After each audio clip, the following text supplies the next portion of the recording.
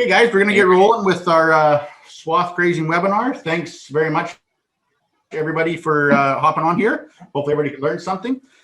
Just a couple of housekeeping things to start with. If you have any questions throughout the presentation, put them in the Q&A box. You'll see that at the bottom of your screens, not the chat box, please. Another little thing, we had lots of feedback on corn grazing and interest in that. We decided we're going to do a corn grazing webinar at some point in the future, a couple weeks or 3 weeks from now. So stay tuned for that. Structure of the webinar too, we're going to have, we have two people with us, Gary Richards and Ray Lourens, and they're going to speak. I'll introduce them here in a minute. And we're going to do a free hat and a free shirt to two people who ask questions. We'll just pick those at random towards the end. So first up, we have Ray Lourens. Ray Lourens is a farmer with practical experience in implementing the principles of soil health on her family's mixed farm, which is located in East Central Saskatchewan. Leaving their multi-generation farm where they immigrated from South Africa to Canada, Ray and her family had to adjust to farming in a completely different climate and business environment. Starting over with degraded soils, they were looking for ways to improve production and profitability. To do this, they made use of multi-species cover crops, intercropping, adaptive grazing methods, and custom-made foliar programs in their operation. Having attended various courses on holistic management, soil health, plant nutrient uptake, and studying high calcium, magnesium soils, Ray finds ways to combine the knowledge she has of soil chemistry with what she knows about soil biology. Everyone, recently Joseph asked me to just talk a bit about my experience with swath grazing, which is something that we've used as a tool in our operation since we started farming in Canada, just because of the cost effectiveness that you usually get out of that. First off, I'd like to just mention why we make use of swath grazing in our operation. We started doing it because we found it to be a cost-effective way to feed our cattle. We have a cow-calf operation. So in order to stretch out the period that we don't have to feed bales, that's always ideal, and that's how we started implementing swath grazing. Now, other things that it helped us with in our operation is to be able to implement some of the soil health principles, especially on some of our grain land. And usually when we're trying to get a cover crop on the field, or we're trying to say, well, how can we make this economically viable? And this was a way for us to do that. So what we would do is we would take some of our crop rotation, which we might use for green feed usually, and we would seed it into a cover crop that we can swath and graze during the late fall, early winter, usually until the beginning of January. When we add some diversity to the mix that we're seeding, we're able to implement at least 4 out of the 5 soil health principles. And the reason we can't implement no tillage is because of our very modern hoe drill that we have. So we still have some disturbance in the soil, but other than that, we're incorporating livestock. We're getting cover on the ground by moving the cattle so they don't eat up everything that's left there. And we're getting a green root growing, like you could see on that picture. Once we cut the swath, a lot of the stuff regrows, hopefully in the right conditions. And that way we still have something growing into the time when we have snow lying everywhere. So the diversity part is also part of it. So if you can go to the next slide, please. And one of the reasons I wanted to just touch on the topic of diversity, because I know we have limited amount of time to talk before questions, is the fact that in the first place you get some risk management by doing that. If one crop maybe doesn't succeed, another one will take over, and you still at the end of the day have something to feed your cattle, which is ideal, which is what we're going for. But an interesting thing is that in different areas where if you were to see just oats or just barley or whatever you want for swath grazing, usually in those places where something doesn't perform, one of the other crops that we seeded with it will start growing in that spot, and then we don't have empty spots, and we still have something to graze. Ray, Joe here. And maybe Gary, if you want to think about this question too, Ray, do you want to just talk about geographically where your farm's located, like the challenges you have in the growing season, and like how you kind of pick a mix, like the mix of plants you're going for as kind of risk protection, like you talked about. Okay. Well, Gary will also have something to say on that. We live pretty close to each other. We're located about 20 minutes west of Yorkton. In our area, we really have had relatively dry conditions the last few years. This last season has been especially dry for us. But when I'm talking about diversity and trying to pick stuff that grows in our environment, something I always like to use for our Swath Grazing mixes is oats, because if all else fails, the oats will grow. So that is usually always in my Swath Grazing mix. And then I'd like to add different species, whether it is some forage turnips, forage rape, maybe some legumes, some other type of grasses, cool season, maybe some warm seasons as well. So it really depends on the context though. What you want to achieve and what your goals are, where you're seeding this. Are you trying to have it as something that you can bale or swath? Because then that will affect what you're going to seed at the end of the day. I don't know, Gary, how would you talk about this? Because there's so much to say on that topic. Yeah, I think you're right. You got options, which is always a good thing, whether it's baling, swathing it, silaging it, or grazing it standing, whatever the case. But yeah, diversity gives you options. Yes, and to pick stuff that grows in your area. And actually, Gary told me this when I talked to him about some of the diversity mixes that he put together. And I asked him also, how did you get to this type of crop that you're growing? And then he said, well, I just looked at what was growing in the field, what was naturally growing there. And that's what some of the crops are that I put in my mixes, which makes sense. If the crop naturally grows in that environment, then you have a pretty good chance of getting it to grow in your Swath Grazing mix.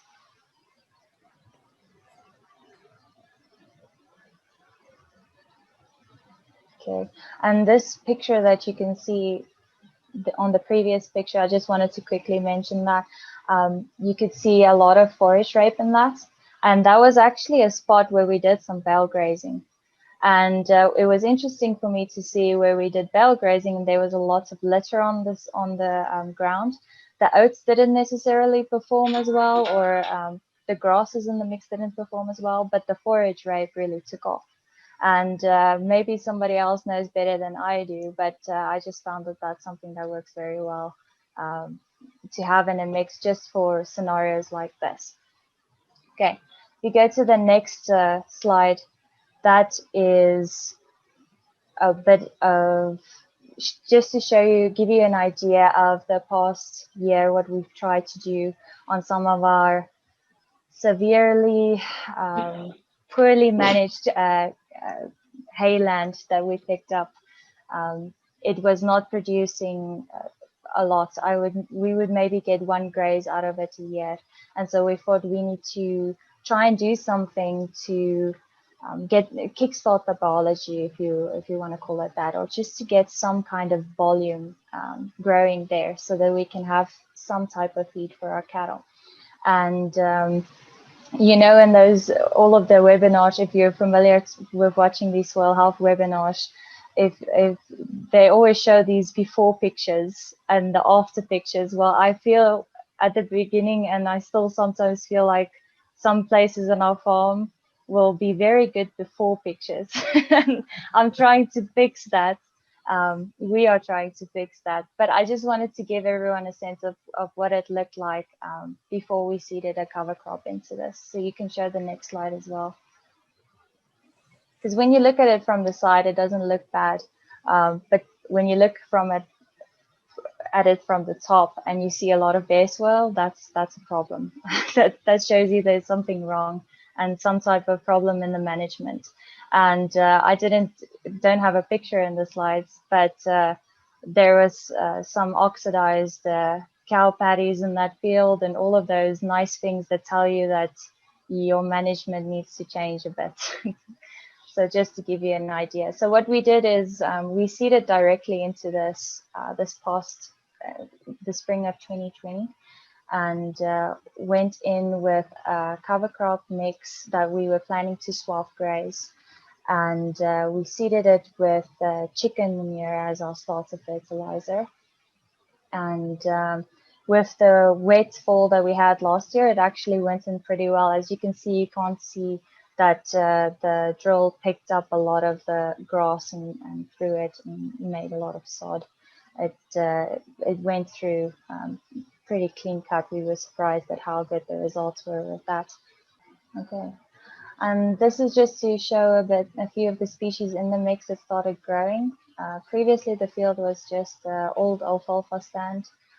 Old meaning there was maybe 10% alfalfa left in it, and then whatever stuff wanted to grow, there was not a lot to begin with.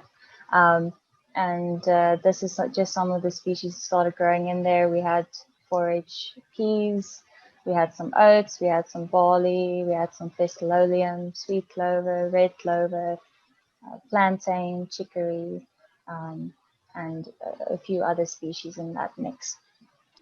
Now, as everyone knows, well, anyone who's a farmer knows, sometimes you plan trials and sometimes they just happen spontaneously, and you find out afterwards the results and you're like, I'm glad I did that. I didn't plan to do it, but I'm glad I did it anyway. Now, if you can see the difference between the two pictures, it was taken at the same spot. The first one was taken July 27th. The other one was taken August 19th on the right. And the difference was in that alleyway, we moved our cow herd through there on the way to a different paddock, and then they grazed off whatever was growing there. And I was actually sad that they grazed it all off, because I thought it finally took off and it was finally growing pretty well. But as you can see on the right side, the picture that was taken August 19th, it almost grew to the exact same height that the stuff that wasn't grazed was. And it was still greener, where the other stuff was already ready to be cut and swathed, probably a bit past the time it should have been, with the dry conditions we've been having. The alleyway grew back to exactly the same amount of forage. And so just seeing that made me regret that I didn't let them graze more of that mix. I think I would have gotten a lot more bang for my buck and biodiversity in that whole system if I were to graze at least some of it. So Ray, and I guess Gary, if you want to hop in too, I'm curious both your guys' observations of what is going on there. Like what impact did the cattle have to make that respond so good? Ray, you've had a lot longer time to think about it than Gary, so you might as well start. Well, it just showed me, this is the natural way how the system usually works. When animals come in a high stock density and they graze it and then they let it regrow, the plants are engineered to handle that stress, and because they get that stress, they still want to make seed, and so they still try and grow and set seed even after getting that. I also think that in the long term we would see better results from having had the cattle graze it, but those plants were stimulated while the rest was left to just finish their cycles. And I think to give a shock to the system, it's like when you exercise. If you get a good run in, you might be stiff afterwards, but your body will be stronger. So the tugging and the pulling of the cattle as they were grazing that, and the hoof action that took place while they were moving through there, because that was just within one day.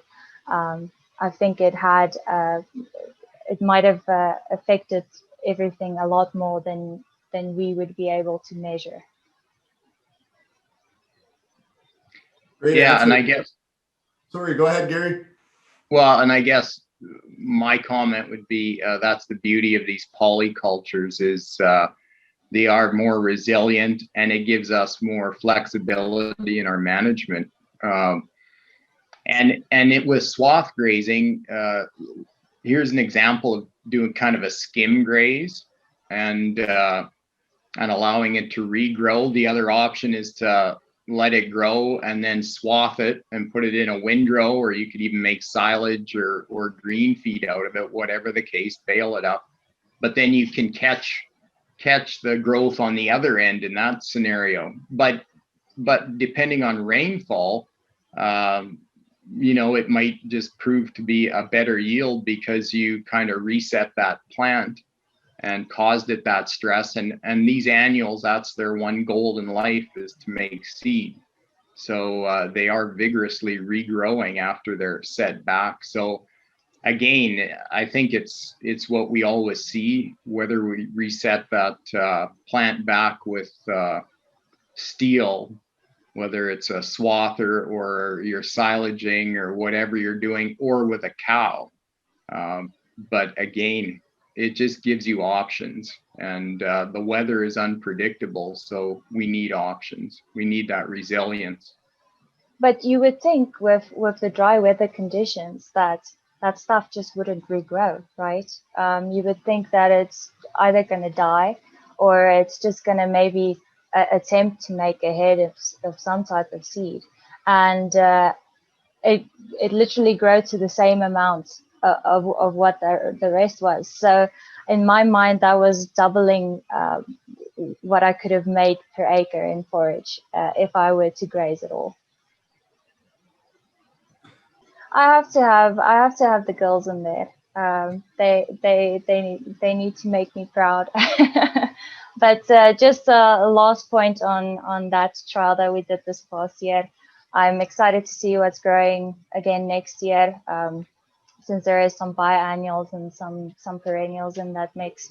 And I was happy with the fact that even though maybe the grazing that we got out of it wasn't that much, it was more than I thought it would with the dry year, but it was doubled the amount of what we could have gotten if we just stayed with the perennial hay stand as it was. So that would be my last closing remark on that trial that we did.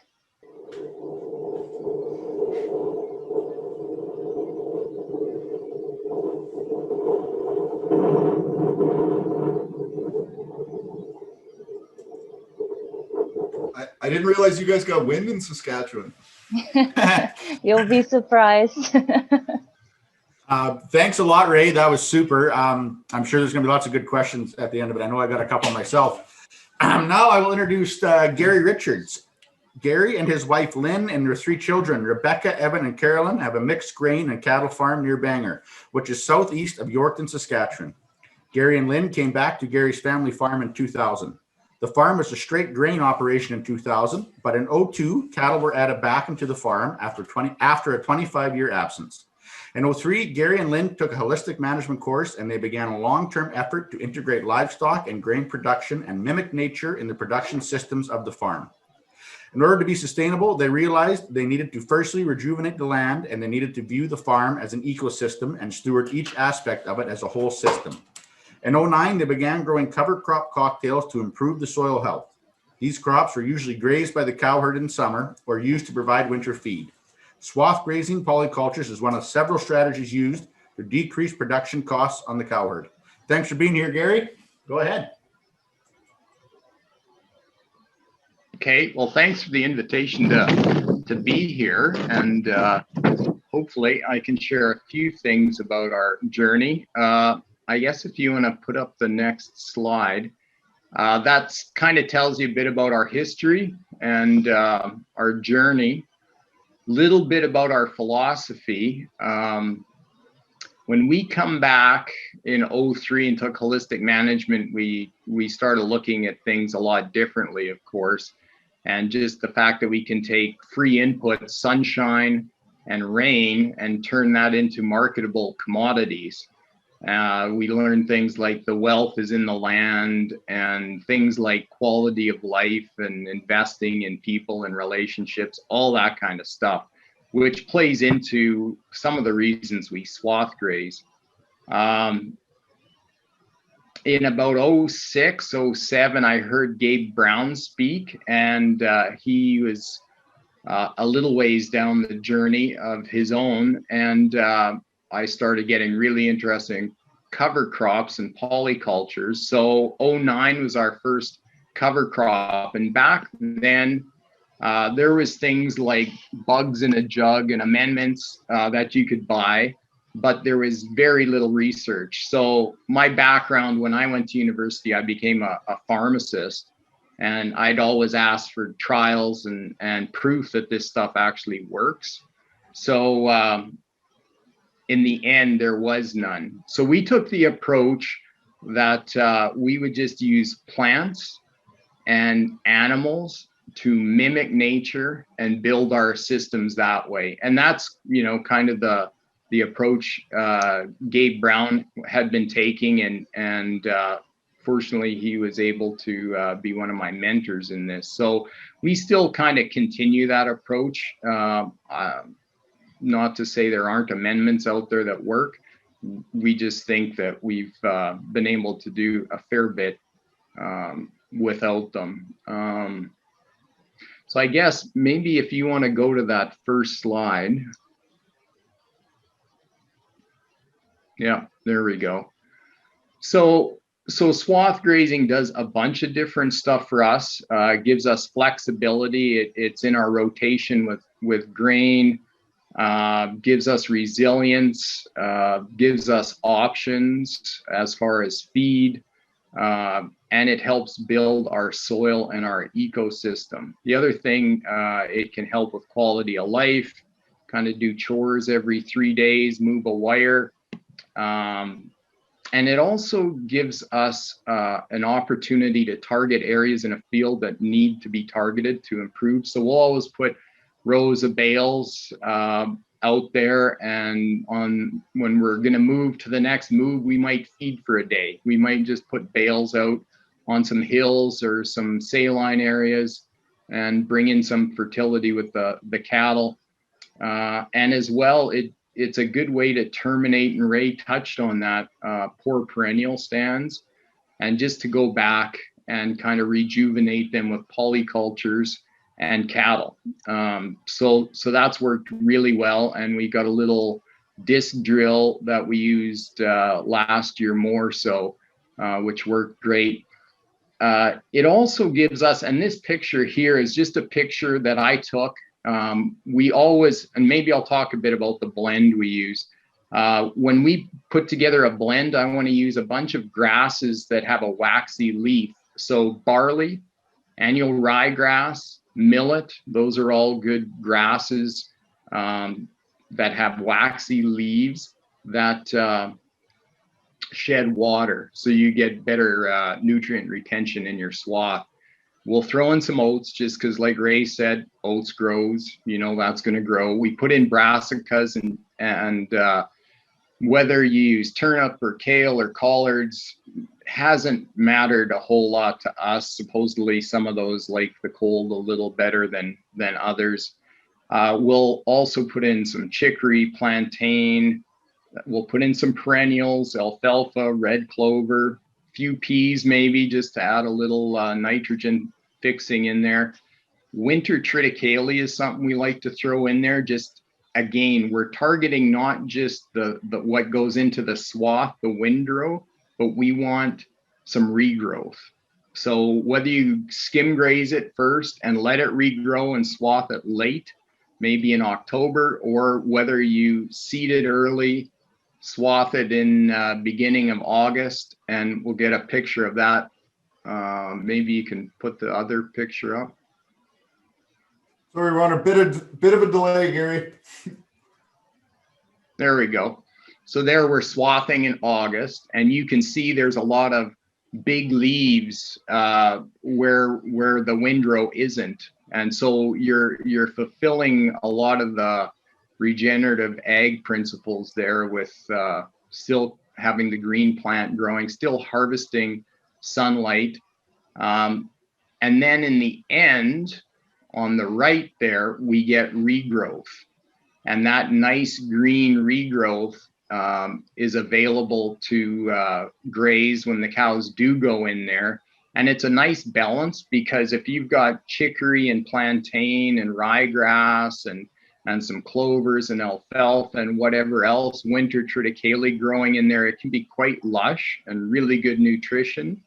But then they can go back to the swath and it's more dry matter, and they can balance themselves off quite nicely doing that. Gary, The picture on the I have a left. question for you. Yeah. Just wondering, when you're getting that type of regrowth, what type of condition your swath stays in? Yeah, and I mean, that's one thing. You kind of have to turn your head and not worry about the swath, because we've had some pretty horrible looking swaths, and the cattle love them. And we've never run into any trouble with mold and whatever else. We try and stay away from sweet clover, just because of the mold having dicumarol in it and potentially causing some problems there. But in the end, they eat all of it. So I don't worry about it too much.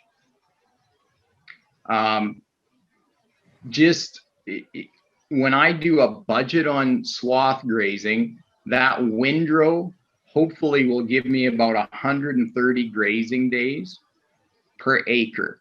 So when I look at the picture on the right with that regrowth, on that regrowth, it's actually from silage that we did, but the same thing happens on swath grazing. But that regrowth gave us 100 grazing days per acre alone.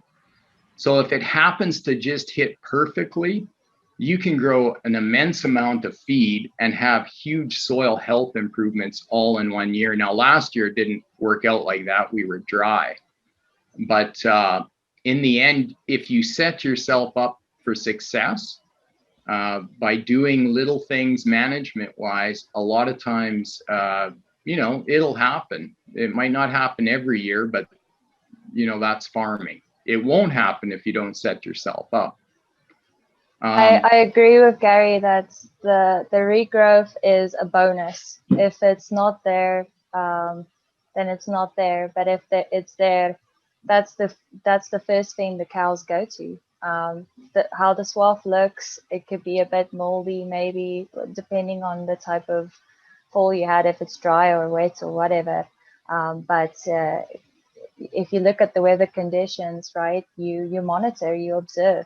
If it looks to be a dry fall, then maybe you want to cut that swath before it really matures. But if it looks like you might get some moisture, well, maybe it's worth it to cut it a bit earlier and get that regrowth, because that's what boosts the quality of the feed overall. And I got a question for you guys, just because I am literally new at the swath grazing. Have you guys done any trials where, like, that's a really great photo, Gary? I mean, it would drive my dad insane. You're leaving that much good material, plant material behind, but like leaving that much material behind versus, say, cutting it right down, like what conventional wisdom would be. I guess either of you guys, if you've experienced it, what the difference is as far as regrowth when you take 100% of the leaves photosynthesizing versus even leaving just a few more inches. You can go first. I guess Gary. In my experience, you gotta leave enough leaf there, whether you're grazing perennials or whether you're swath grazing or silaging or whatever, so that it'll capture photosynthesis. Is you got to give it a chance to regrow. And the more leaf material, and it's kind of like Ray's picture there too. There was some leaf material in that alley that was left, but it regrew. So, we're swathing that probably about 10 inches plus high, which you're still getting leaves on those brassicas that are almost all intact. But I won't get the regrowth that you see on the right if I take 100%. And again, it comes down to goals. Soil health, if that's one of your goals, you'll want to leave more. So you're setting yourself up for the regrowth. Those cows will graze that in between the windrow, whether it regrows or not. And if you can get 100 grazing days on regrowth alone, and that's fabulous nutrition too, with the chicory and plantain and ryegrass. Like if you want to graze yearlings on that, you'll get, I'm guessing 2 pounds a day easily.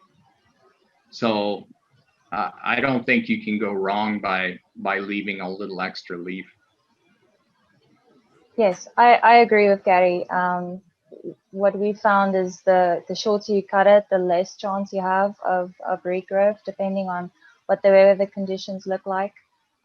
There's also a difference between having the cattle graze it and cut it. It's like it's not as vigorous to regrow if you cut it like it is when the cattle grazed it, at least in our experience. And if we do cut it, we try and leave at least a decent amount there so that there is a chance for it to regrow.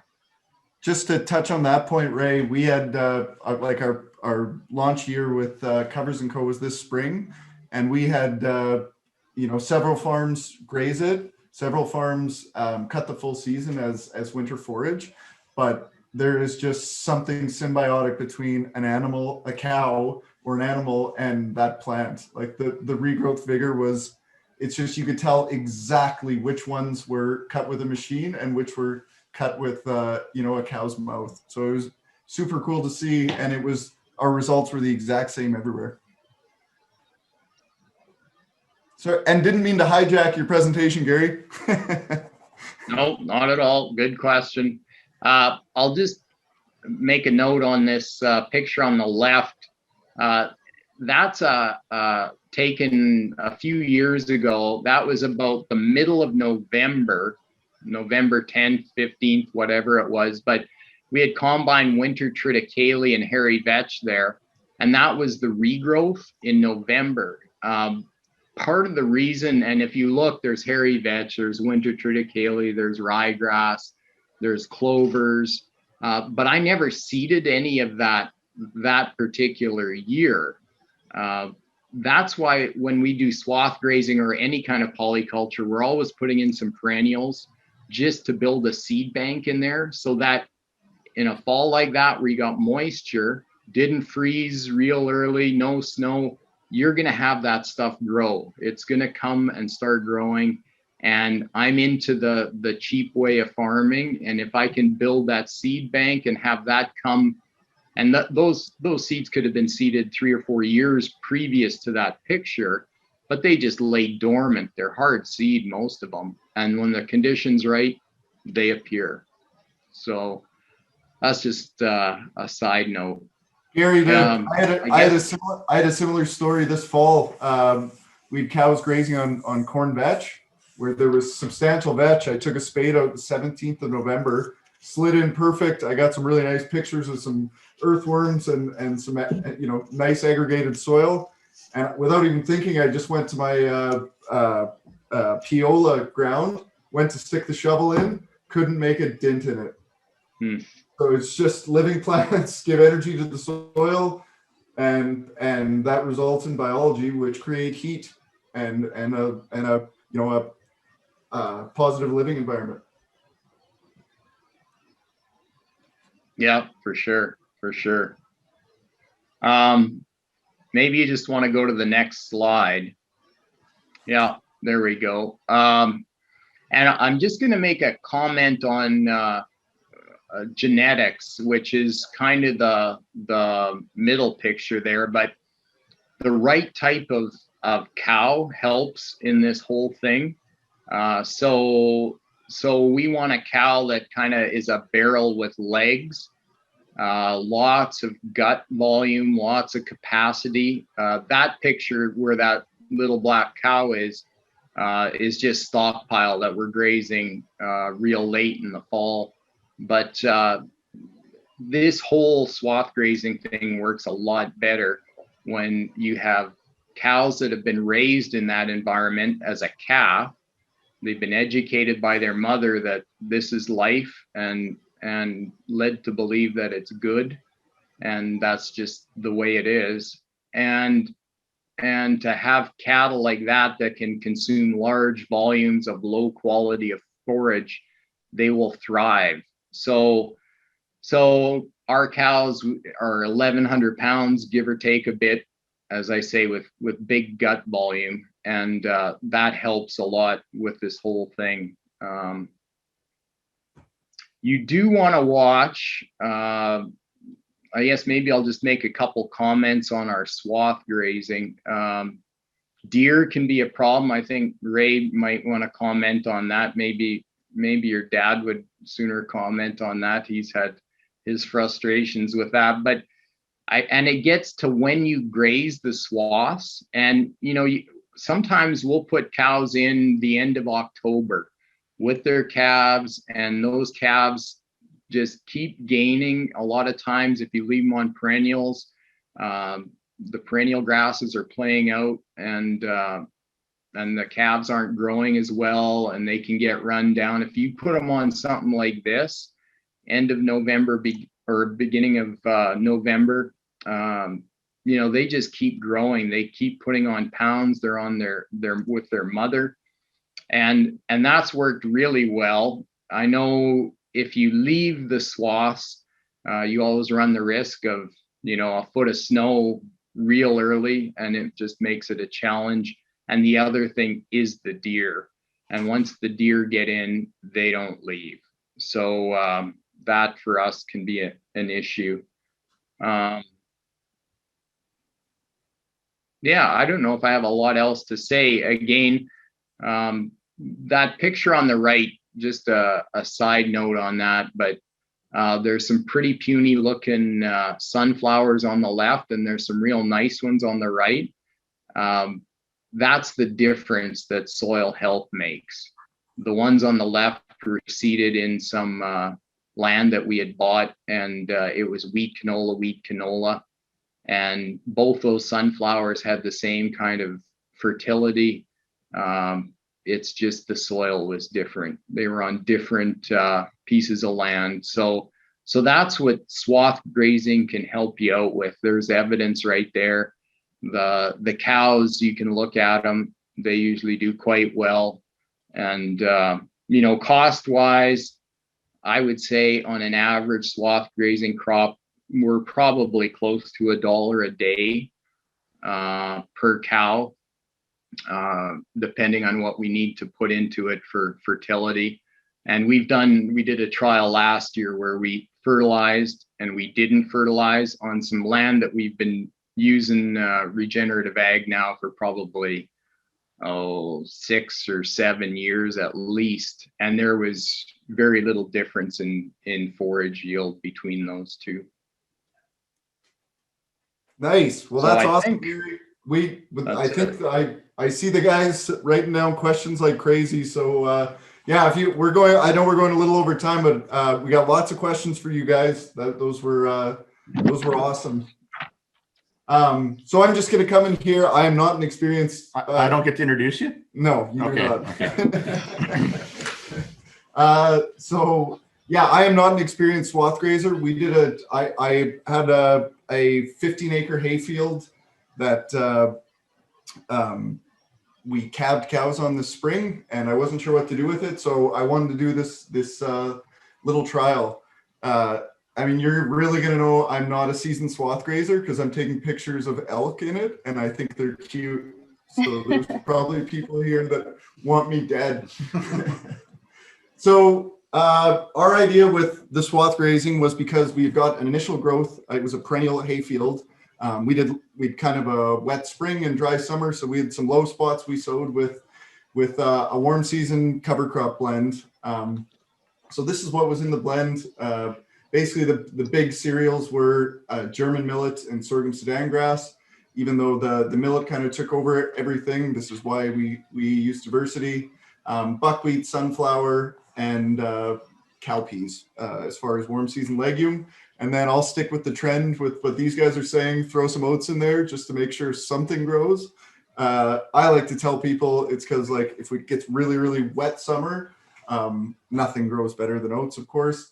And forage peas are quickly rising on my list of favorite species. So the reason why we went with warm season is because it was being seeded maybe I think it was the 16th of June, of course, into an old hay stand. So moisture, of course, was going to be an issue. There was sod, but we'd already had a growth and regrowth again because the cows were just calving on it. So the advantage with warm season grasses is they're C4 plants. So they photosynthesize more efficiently than a cool season plant. They use water more efficiently. So, sorry, I'm just skimming through the notes here. Yeah, sunlight and moisture 15 to 30% more than the cool season grasses. So they're just in the summers in Western Canada when rain is unpredictable. We're just going to use them more efficiently with the help of this beautiful little specimen, which is mycorrhizal fungi. So we talk lots on diversity, and this is kind of what holds the glue that holds the whole system together, which is this little fungal network scoured throughout the soil surface, gathering minerals, transferring minerals. It's the soil's communication network. So the more diversity we have, the more species that are dependent on mycorrhizal fungi, the more resilient we can make the system even yet with accessing minerals and sharing and transferring water. So yeah, this is not the picture of me seeding into the hay field. I wish I had one, but this is me seeding in a low spot the same day, 16th of June, and we were probably a week or 10 days from germination, and but the growth is rapid. When the long hot summer days, the warm season grasses just seem to explode, and they did not look very good. I know that because I don't have a lot of pictures in my phone. So this is July 10th, and I don't have any pictures in between July 10th and August 25th, which means subconsciously I thought it looked terrible. And and then all of a sudden you drive by on like August 17th and you're like, holy crap, there's a pile of material out here. So it just speaks to the diversity in the blend and just why we chose these species. We just don't get a pile of consistent moisture. So this is the first picture I have from this swath grazing trial. It looked pretty bad for a while, but we didn't have a wet summer at all, but we just had some timely rains. And this was us cutting it this is the 27th of August.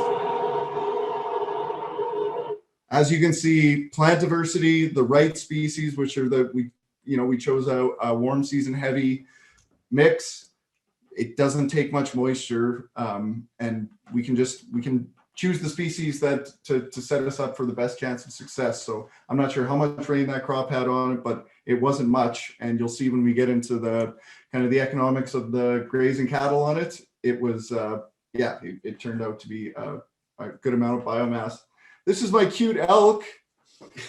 I loved going to check the swath grazing because he was out there the warm season. He was out there just about every time. Rusty and I were checking cows one day. That's my dog. Rusty got the elk on the run. He was having a pile of fun. But you can also see the swath grazing. That's about a month after cutting. And yeah, the swaths held up really well. But a cool thing about warm season plants, you can kind of see the sun glycering on all those leaves. So the warm season plants, they produce a wax, which I could try, but I would butcher the name of the, it's like a genetic mutation of why it happens, but it's just evolution. They kind of create a wax on their leaves so there's less evapotranspiration on the leaves. So it's a way to protect themselves. They've access to the sun, but without heat causing evaporation off the leaves. So they evolved in tropical climates. They had to evolve that way, otherwise they wouldn't. For sure. But it also, I think from a swath grazing standpoint, and I think it worked out really well for us this year, is that waxy leaf. it runs water off really good. And the nice thing about the sowing later, of course, I mean, the risky thing about sowing later always is are we going to get the rain? But if you sow it later, then, you know, we can have a later harvest and it's less exposed to the elements. So we did not have a wet fall. We had like basically the tap shut off in August, but this is the 25th of November and the swath's looking, I think this is a video. Yeah. Yeah, the swath looked super.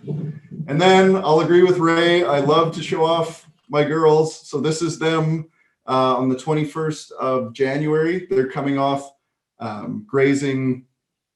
What were they grazing? Annual ryegrass regrowth. And this is letting them into the swath grazing. So as you can see, it's been a really easy winter. All the cows are in great shape. That's not my cow, that's the neighbor's. Just kidding. I have 4 white cows. Still. Yeah, so this is the day after grazing. So kind of depending on where you are in the country, we had a kind of a crappy fall for swath grazing. Lots of above 0 temperatures in January. We'd rain. So the swaths were pretty hard, but I was proud of the girls. They had they kind of dug up the center of the swath, kicked over the edges, and I thought they did. It was some pretty cold conditions too. Like we had -30, -40 with the wind chill at night. And this was the last day of grazing. So that was 15 acres with a 1 acre slough. We just split it in half. And then there, obviously you can see the divide line. And this was the last day they grazed. So we just took some pictures before we moved them off there. There was definitely some residue left, but less, I would say, than I thought. They had grazed the exact number of days that I estimated on, so I guess I really can't complain. And, you know, what's waste is not actually waste. It's not, like I tell my dad, it's like that residue isn't picking up, getting a greyhound and going to the neighbor's field. Like it's going to decay right there and give back to the crop next year. So, and then this is the economics on it. So our average weight on our cow herd is about 1,300 pounds, give or take. Too big anyway, Gary, I can agree with you. I'm jealous of your 1,100 pound barrels, but we had 260 cows grazed 14 acres for 7 days. So 130 cow days per acre. And yeah, it's 6 cents a pound. They consumed 72,800 pounds in 7 days. So that works out to, after seed cost, about $3,700 or a return of about $300 an acre. So we were going to get nothing off the old hay stand, the regrowth. So yeah, just an experiment we did that it worked out. Of course, you don't get to hear about the experiments that didn't, but this one worked out really, really well. We got some timely rains, and it was just a way to inject some diversity in the farm, stimulate that soil biology, take advantage of the stored carbon from the the old hay stand. And yeah, and this one worked out. Of course, the caveat is if it doesn't rain, it's going to be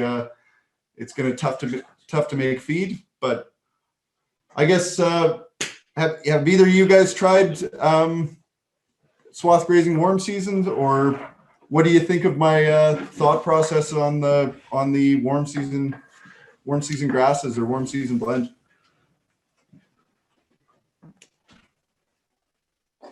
Go ahead, Ray. Letting me go first on this one. Warm season blends, in regards to warm season plants in general, I always try and get some of them in my mix, but usually I try and stay away from them if I'm going for swath grazing, because I want to kind of know whether I'm going to get something to feed my cows or not. And with warm seasons, sometimes it's a hit or a miss, depending on just the way the year turns out. If you had really cool temperatures in the beginning, or suddenly in the middle of the growing season, or an early frost or something like that, I always try and get something that can withstand some cold temperatures, because I want to make sure that something is gonna be able to stand that. So doing just the warm season mix, I would try that, but I wouldn't do all of my swath grazing acres with that type of thing. If you go too heavy on the cool season plants, then sometimes the warm seasons get choked out. So that's something that you need to keep in mind. But it all depends on the context, right? Like, what are you trying to achieve? Yeah. Yeah, I couldn't agree more, Ray. Like, it would be risky to bet on it's going to rain in the summer and that's going to feed my cows for the winter. And yeah, I like in our full season blends, I love mixing warm season in just because like you don't know what conditions you're going to get. I guess for the context sake, really, I just wanted something to get, I could seed and have the possibility to have some sort of biomass as quickly as possible. And like where the warm season blend, 50 days from the time, that's germinated, we can have a decent amount of biomass. So from a context standpoint, it's very low risk. So, right, keep your costs low. Don't, we didn't fertilize, it was just seed. So yeah, where it's just like, can we get it in, inject some diversity into our systems and start getting these soils functioning and cycling minerals? I agree.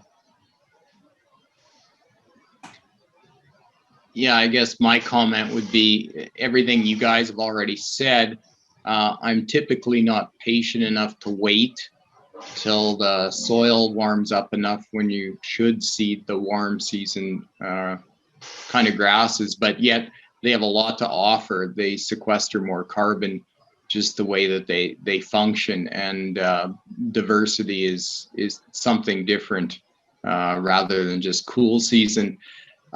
Just a question for you, Joe. The challenge we have, I always throw in some millet into our mixes, no matter what it is, just for diversity. And you never know, is it going to be dry? Is it going to be hot? Is it going to be whatever? But it's very non-competitive, these types of plants. But what was your blend as far as the millet? And then you did put in some oats, some cool season that's quite aggressive. But what was your blend?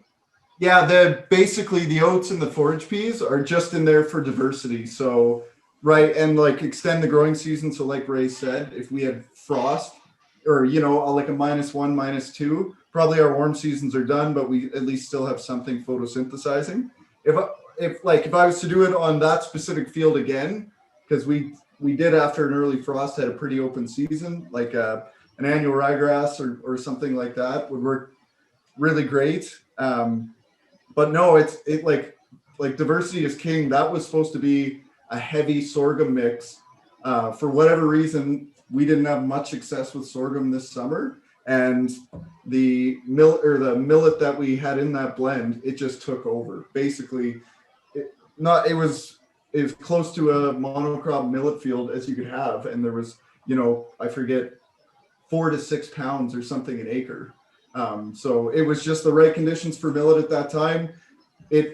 When we finally did get rain, it shot out of the ground and basically just took over the field. So yeah,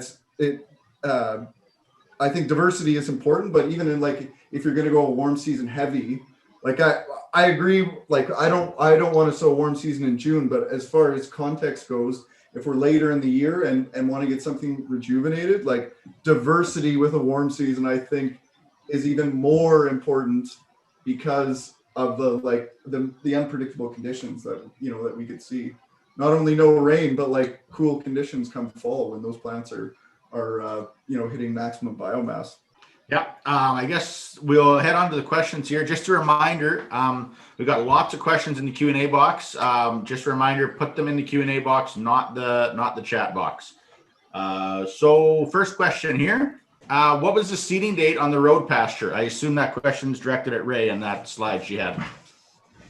The seeding date was beginning of June. So I think it was probably 2nd to 4th of June is when we got it in. We seeded it after all of our other cash crops. Okay. What kind of drill? I guess we'll let both of you answer this. What kind of drill do you guys use? I think Ray, you maybe both touched on this, but if you could say it again, that'd be good. 5710 bore gold hoe drill. Very basic drill, not necessarily made to seed into that type of pasture, but that's what we have, and so that's what happened. And it appears to be it working. turned out well. What about you, Gary? Yeah, and typically our drill, we just use an atom jet opener, which is 3/4 inch. We also have a little disc drill, a John Deere 750, to drill into whatever, typically high trash and perennial stands that we're trying to terminate. I want to ask you if you like the drill, but I'm afraid of your answer because Joe and I actually just bought one. So please say you're really happy with it. A 750? Yeah. Yeah, I don't know if I'd want to just be with that drill alone. I think it's got some great applications. It depends if you're moist and your soil is soft and it's a cool spring and all the rest of it. It can kind of give you some issues, I think, on grain land, but it's beautiful if you have lots of trash or in those perennial stands that you're trying to rejuvenate. So you'll like it for sure. And I won't try to sell Joe my half just yet. Then. Here's a question. It says maybe a dumb question, but I don't think so at all. I had this one myself. Why not just graze it instead of swath it? What's the reasoning there?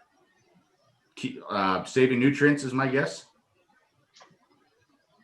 So it depends on, I guess it could depend on the season. If you, what we've done previously is we've left our cover crop to just grow into the fall, and we've grazed it once there was a foot of snow, and we didn't swath it.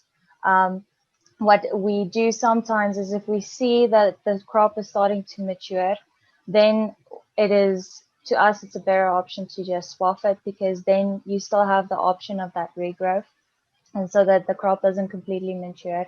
And if you do get 2 feet of snow or something like that, it's easier for the cattle to dig it up. But I do like grazing standing cover crops, just because all of the nutrients are spread more evenly, and you get the combination. If you have a good mix, you get the combination of the mature cereals that offer that energy and that grains, and then you also get the green material that's covered under the snow. So it depends on cost-wise too what you want to do. I would in our rotation or in our winter feeding program, I like to have some standing cover crop to graze, or just some stockpiled grass to graze, and then being able to move over to swath grazing, because that just adds another element to risk management in regards to feeding the animals. I actually intended to graze all of mine standing this year. We have a problem with lack of soil armor. So fortunately, it's a good problem because our biology is working that we can lay down thatch now and it disappears quite quickly. So we need to keep investing biomass as thatch to build that up long term. But we swathed it because it was dry and it was starting to mature. And my thought was, if I swath it, I'm basically giving that a chance to regrow. If we start getting lots of rain mid-August or whenever, and it was swathed, I'd get really good regrowth. Whereas if it hadn't been swathed, I didn't think I'd get as much regrowth. I wouldn't have reset those plants. And the challenge with swath grazing is, as Ray said, you don't distribute those nutrients quite as nicely as you and evenly as you would hope. But again, you've got the options, and that's the beauty of all of it. one thing I would like to add with the swath grazing, especially in our rotation of our cropland, if we, for example, had a field that had canola or something, and we put in swath grazing the next year, you get a lot of that volunteer canola coming up. And then instead of spraying it or leaving it to go to seed, when you swath it, you cut it off before it sets seed. And that's a type of weed management too. So it depends on what situation you're trying to use it in, but that's another method that it can be used for, at least in our experience. Great. Do you guys do any feed testing on the swaths? I haven't. No, not on the swaths. We've feed tested some polycultures, but not swaths. I have, but it gets interesting as soon as you seed a lot of different plants together, because I actually had the lady that was doing the testing out to our field, and I was asking her, so do we just take samples out of the swath itself, or do we take some of the regrowth as well? Because technically that's part of the of the ration. And she also didn't really know how to do that, so it was very interesting. But the feed test results that we got was the protein levels and the energy levels was really good, and that year we had a few turnips in the mix, and that was really good for the energy component of the ration. But it depends on the type of crop that you seed, and it depends on the year what the results will be. And so with swath grazing, it's a bit more, you have to, you can't focus too much on the test results, because different parts of the field will grow different plants, right? So if they have 2 acres here or 4 acres there, the ration would be different. You just kind of need to trust that the diversities that you give to the cattle and the amount of space that you give them gives them the opportunity to pick out what they need, because they know that better than we do. Sorry, I'm going to get in if we're talking feed tests for a second. You gonna say how much you love them? Like I have pictures on my phone from 4 days ago. Our cows had 260 cows had access to 90 millet green feed bales that feed tested phenomenally. And I have pictures on my phone of these cows grazing fence lines and annual ryegrass regrowth and swath grazing that I thought they'd pick clean before they touched the millet green feed bales. So yes, a feed test is a good guideline, but I think the most important thing is observation. What kind of condition are the cows in? What does their manure look like? How fast do they come running to the truck when you pull in? Like our feed test says our feed is excellent, but the cows tell the actual story. Yes, and if you with swath grazing, if you give the cattle the whole field, they will eat all of the good stuff first, and then they'll end up having to pick through all of the trash afterwards. So in order to try and prevent that, if you give them smaller paddocks and you move them along, the nutritional value would be better, because they would eat the good stuff and the bad stuff at the same time, so they'll get the fiber and the protein that they need, and all of the cows will have access to the fresh swath, right? Whereas if you give them the whole field, or don't look at that as well, the dominant cows will take over, and you might get a few cows that are just end up eating straw, right? Yep. Does heavy snowfall or wind protection become a big issue for swath grazing in the winter? In your experiences, I guess. Go ahead. I'll pick which one of you goes first, so we don't stare at each other for a couple minutes first. Go ahead, Gary. It can, yeah, but cows will dig through if they know there's something good there, through a lot of snow, more than we think. We always have some kind of wind protection out there, especially if we got calves on the cows, but portable windbreak panels, or if there's a bush or whatever, is more than enough. it's good to have a plan B when you're swath grazing too. So if you need to pull them out of there because the weather is really bad for 3 days, that you got some bale grazing set up, or you can go out with some feed just to get them through. Yes, I agree with Mr. Gary. And with swath grazing, we usually try and do our swath grazing. Once we move over to winter feeding, we try and do our swath grazing first, just because of the temperature. So while it's still November, December, or when the weather is relatively still not too cold, that's when we want to have the cows out there. Once it gets colder, January, end of January, middle of February, we try to move the cows to a place that has a lot more bush or trees, that they have a better windbreak. I'm going to combine two questions into one here. Ray, you did say, what height are you guys swathing at to get good regrowth? You can touch on that again. And then I'm going to summarize this question. How long would you graze it if you're going to graze it first, like you did your experiment, Ray? Like how long would you graze them initially and then to pull them off, if that makes sense? Go ahead, Ray. If I graze the swath grazing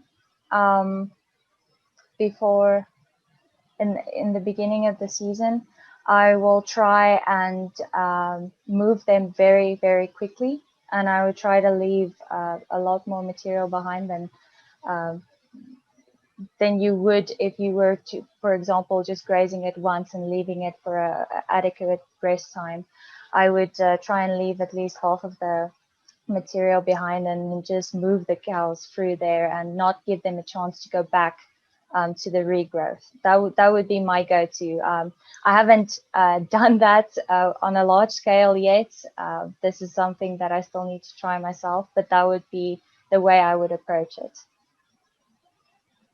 And Gary, you said 10 inches was your height you were swathing at? Yeah, and I mean, that's a rough guide. If you can see that you got lots of leaf, I mean, if you got an oats plant and you got lots of leaf left and you're swathing it at 6 inches, it's all about the leaf. A lot of those brassicas are going to have basically their whole leaf left behind, and that's okay. That doesn't matter. They're going to keep growing, and the cows will just graze it when they go in there and graze it, whether it's November or whenever. And when we've skim grazed, you know, we try and leave it to get up, mid-thigh, kind of high.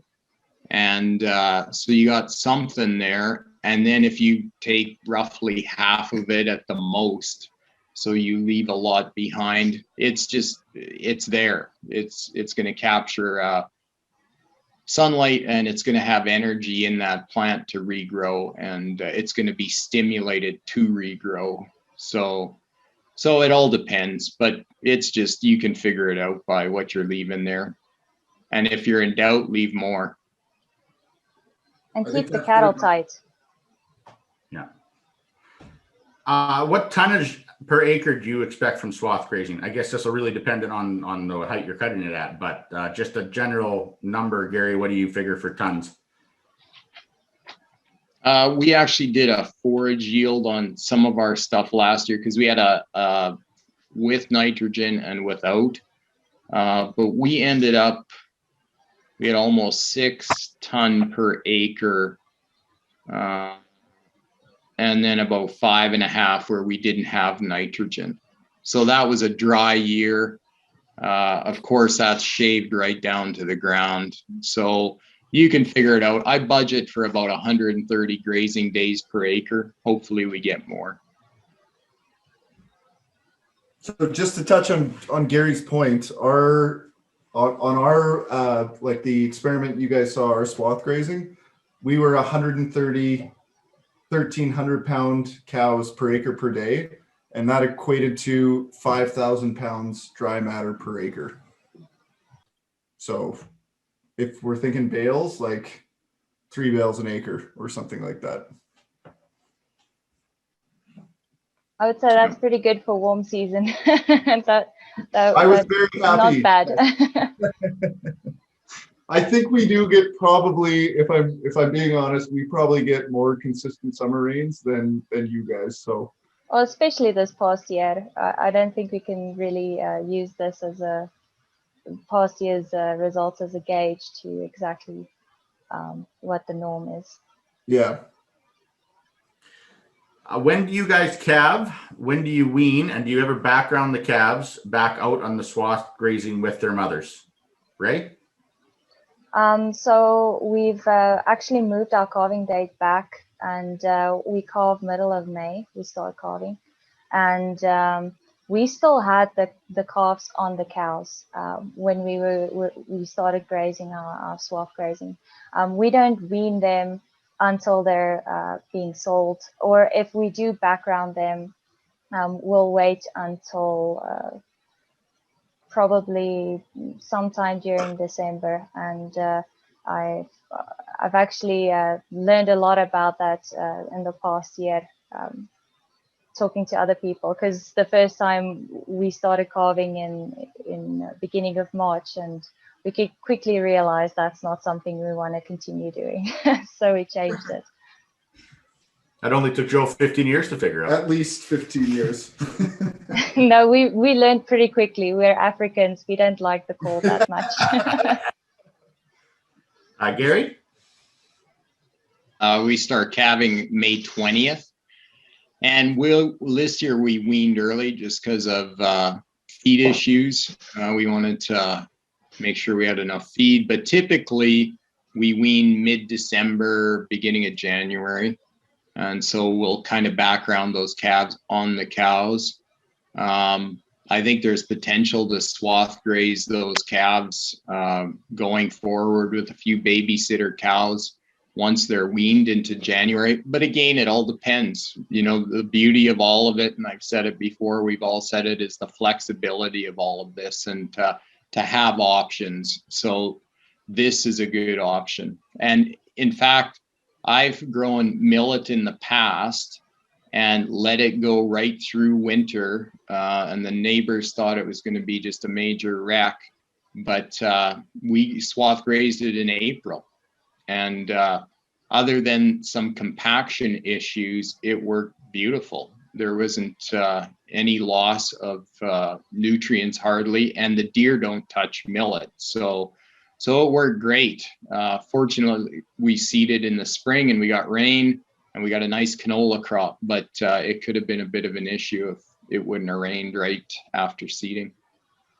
We actually, this spring, we calved on we had 2 feet of snow on October 9th last year, and we calved on it wasn't standing millet anymore, but millet that we didn't get combined. And to touch on your point, Gary, the year before we bale grazed on this farm, and it was a total write-off. We fed like 200 or 300 deer for the winter, but they didn't touch the millet at all. And I didn't realize that the deer didn't like millet, but that is 100% true. So that is neat.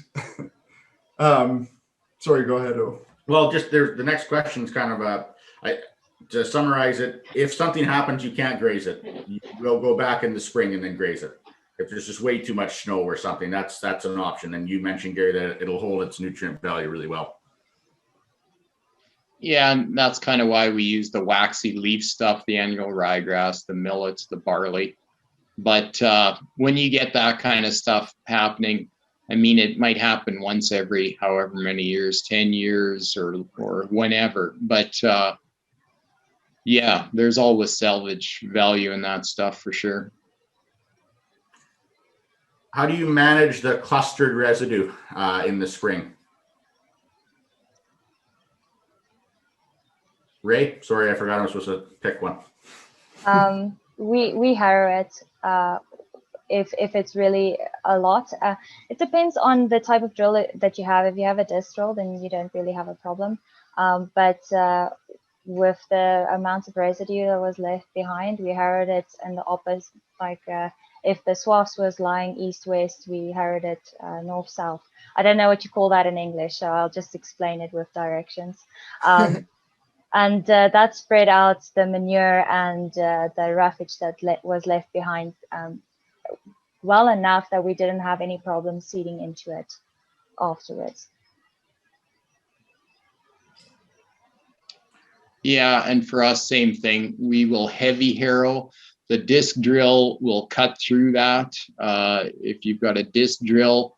But we seed, like we'll bale graze even like straw on hilltops on grain land, and then go through and seed in the spring. And it's kind of, you have to keep looking ahead so you don't see all the plugged stuff behind you, but eventually you're going to plug. But in all of this, you got to look out farther than just 1 year. So, you know, when I do that, like I'm trying to fix a problem. And if it's a little iffy that first year with the seeding, I know that by next year, it's going to be a lot better, and it's only going to get better after that. So maybe that helps ease the pain when you're seeding. We got time for one more question, the boss says. Just let me hear. I'm going to cherry pick one. And then you got to pick your favorite questions and give out a hat and a t-shirt. Oh, man.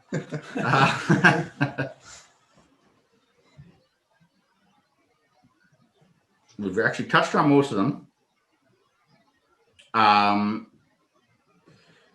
Just bear with me here. I'm going to go two more because I want to know the answer to both these. First one is, do you have any idea on the gains on the calves when they're on the cow swath grazing?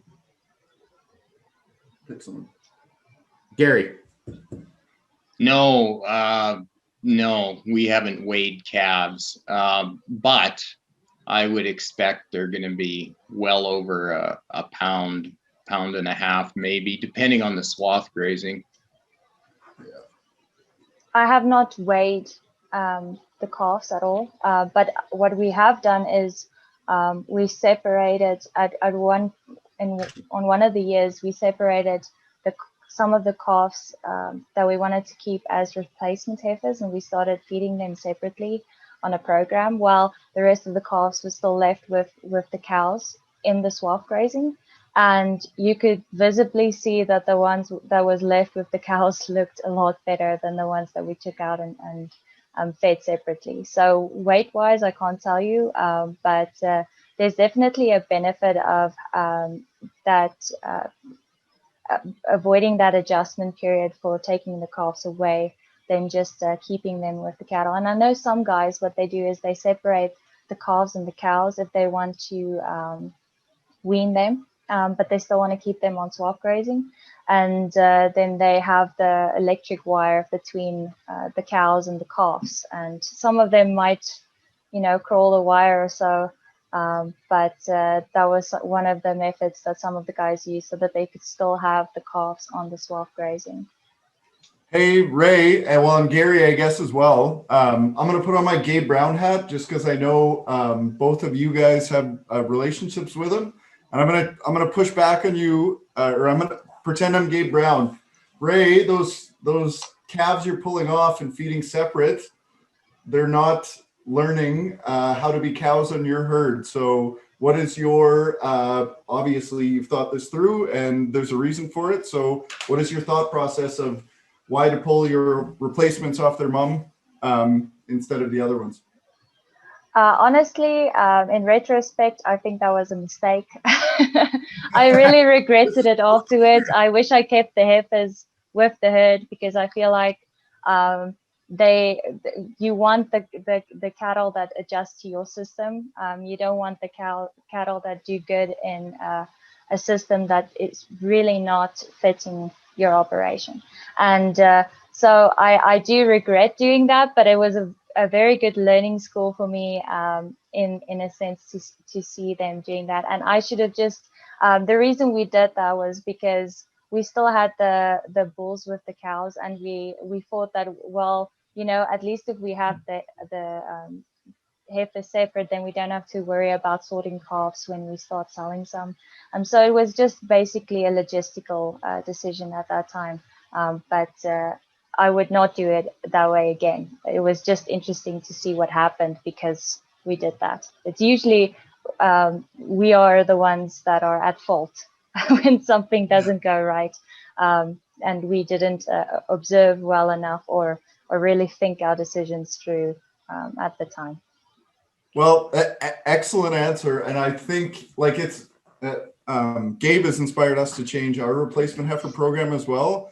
And these little webinars in COVID seem to be popular. So I wanted to be a webinar one night to bring some people together and different strategies on choosing replacements and yes, strategies to incorporate them in the herd, because I think it's so important. And he, like Gabe especially, but you know, lots of people in the regen soil health movement, you know, everyone has a strategy how to incorporate you know, the new replacements into the herd, and it's, you know, everyone's very well thought out and has their own reasons. So it's good to share this information. And I didn't mean to challenge you or anything. I knew you probably had a well thought out answer, but yeah, it's interesting. And no, I'm glad you asked. Okay, this will truly be the last question. Do you fertilize your cover crop mixes when you swath graze or sow it for swath grazing? No. I knew your answer. Yeah. What about you, Ray? We have, depending on where we're seeding the cover crop. Now, what we've done is we've used for our cover crops, or at least our swath grazing cover crops, we did use pelletized chicken manure just to give that extra boost to the system. We didn't want to use synthetic fertilizer, but we've seen with the chicken manure that it just gives that boost of nitrogen in the beginning of the season. Because we use very low amounts, it kind of fizzles out in the end of the season, the effects that the chicken manure has on anything. But that's usually our go-to with cover crops if we do use a type of fertilizer for it. Gary? Yeah, and for us, sometimes we do, sometimes we don't, depending on how much legumes are in there. But if I do fertilize, it's 10 to 15 pounds of nitrogen and maybe 5 pounds of sulfur. We stopped using phos just because I'm trying to get our phos cycle working again, and putting phos in doesn't help that. So it depends where we're growing the swath grazing, really, just to wean ourselves off nitrogen. But if that's pretty fresh, conventionally farmed land, you don't want to pull out all the stops just immediately. You kind of have to wean off of it a little bit, but it's a process. The goal is 0. Unless, I mean, it depends on the context again, right? Like, if it's in an area that you know that you might have a nitrogen deficiency, or like in our case where we had that very depleted hayland, we knew if we just put the cover crop in there without anything else, you know, you might see a few plants here and there, you know, you never know, but we wanted to at least have some type of feed for the cattle. So. And I guess I don't generally use, not generally, I don't use fertilizers in our mixes, just because I try to oversimplify. I mean, I know it's experience and understanding of plants and how they work together and stuff, so that it's not the simplest thing in the world to figure out right blends. But I always come back to carbon and nitrogen, where if I just keep it simple and try and focus on that ratio of, you know, the right amount of energy and protein in our soils, I just think of it as feeding that biology in the soil. And as long as I keep that biology having a digestible feed source, that you know, as long as I put the seeds in place to make that happen, that Mother Nature is going to take care of the rest. Okay, I guess that comes to the end of it. The winner of the hat is Carmen Jackson, and the winner of the shirt is Joe Peters. Thanks everyone for your questions. I guess Carmen and Joe will get in touch with you guys and figure out the best way to get those to you. And yes, again, thanks everyone for coming on. I hope everyone learned something. Any more questions, you can contact us through the Covers & Co website. Gary and Ray, especially. Gary and Ray, yeah, definitely. It kind of sounded like they knew what they were talking about. Yeah. And yeah, big thanks to Gary and Ray for coming on. You're super. So, yeah, Thank you for having us. Great discussion, you guys. That was awesome. All right. Thank you very much. It was great. Cool. Well, have a good night, you guys. Thanks for tuning in, and yeah, thanks again, Gary and Ray. That was a lot of fun. Thank you. Thank you. Take care.